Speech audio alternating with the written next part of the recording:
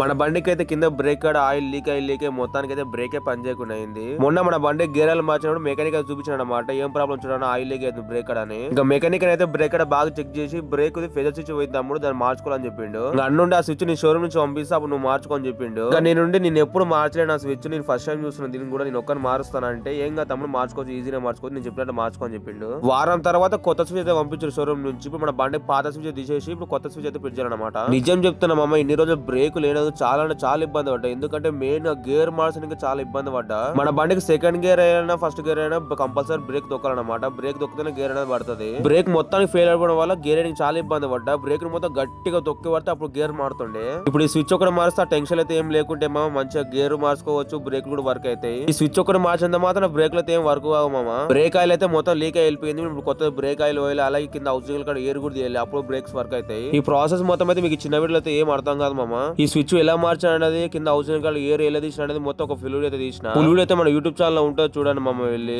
ఈ video YouTube లో చూస్తుంటే కింద సబ్స్క్రైబ్ పడి కింద ఫుల్ వీడియో లింక్ అయితే ఉంటుంది, వెళ్ళి చూడండి. ఇన్స్టాగ్రామ్ లో చూస్తుంటే నా ఇన్స్టా పై మన యూట్యూబ్ ఛానల్ లింక్ అయితే అనమాట, అక్కడ వెళ్ళి చూడండి. మామ వెళ్ళే ముందు సబ్స్క్రైబ్ అండ్ ఫాలో మర్చిపోవద్దే. ఉంటా మరి.